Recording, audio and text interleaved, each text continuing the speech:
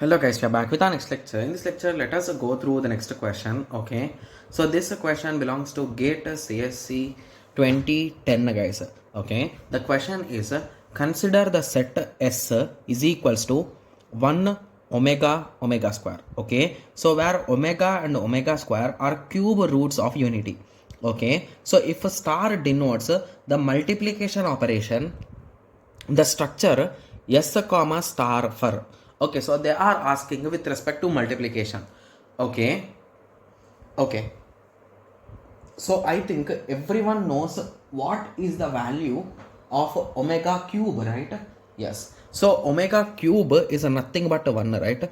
Yes, and they also try to give us a small hint here, cube root of unity, right? Yes, so they are saying omega is nothing but a cubed root of unity. Unity is nothing but 1 guys. So this is the hint which they gave, and from that we can derive this, right? If you don't remember it, you can derive it from that also. Okay, yes, and now they want to perform a star operation. So 1 omega omega square, 1 omega omega square. So 1 into 1 is a 1, 1 into omega is omega, 1 into omega square is omega square, 1 into omega is omega, omega into omega is omega square, omega into omega square is a omega cube. But I already know that omega cube is a 1. So I think we can fill 1 here. Okay. Similarly, omega square into 1 is omega square. Omega square into omega is omega cube, which is nothing but 1. Similarly, omega square into omega square is nothing but omega power 4. That is nothing but omega cube into omega. That is omega, right? Yes. So we finally filled the whole table, right? Yes. Okay, so we have successfully filled the table. So now what they are asking is it a group or not? Okay, so let us recall some things guys. So when can we say a particular relation or a particular set is a group? So it should follow some characteristics, right? So there are some steps. So the first step is check whether this is a following a closure property guys. So closure, what is a closure? So if you perform that particular operation between any two things or any two items of those particular set, you should get the result which also belongs to that set only. So if you observe, 1 belongs to the set, omega belongs to the set, omega square belongs to the set, 1 belongs, omega square belongs, omega belongs, omega square belongs, 1 belongs and omega belongs. So basically every one of the result belongs to the closure, right? Hence this set or this group, sorry, this I think is called as a abelian structure guys, first of all. Okay, so now moving on to associativity. So if you take any two numbers, so basically if you are performing 1 into omega cube or 1 into omega, okay, into omega square, so anything you do, you will get the same result, right? Because it is just a multiplication, right? Yes. So with that understanding, you can say that this particular set is associative.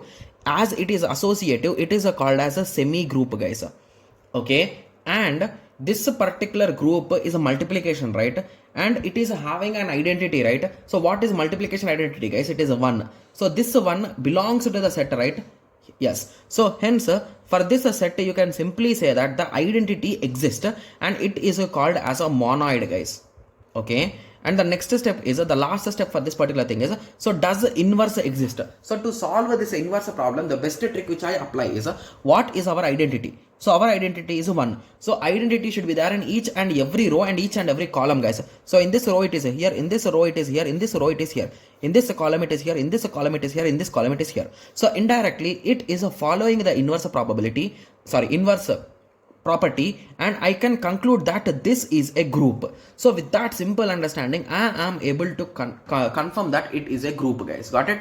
Yes. If you want to further continue, you can try for abelian group also. So this question will also be an abelian group, because what is the property to check abelian group guys? It is commutative. So it is indirectly A into B is equals to B into A. So this is 100% satisfied by this. So hence, to be clear, if some other option says that it is a abelian group, so that will be the most appropriate answer guys. Got it? As there is no other option, so it will be group. Got it? Yes. And the rest all options, I don't know what he want to explain, but I don't know what is a ring or integral domain or field. Okay, yes. So basically these integral domain and field are the set names, right? Yes, one is called as domain and one is called as field. So in that way they used to use, right? Yes. Okay. So now I hope everyone got a clear idea, right? So how exactly I'm saying A is the correct answer? Yes. And please remember these 5 things, guys, because these are really important to be clear, right? Yes. So I hope everyone got a clear idea with respect to this. So in the next lecture, let us continue with the next question. Thank you. Thanks for watching. Like, share and subscribe for more awesome videos like this. Thank you.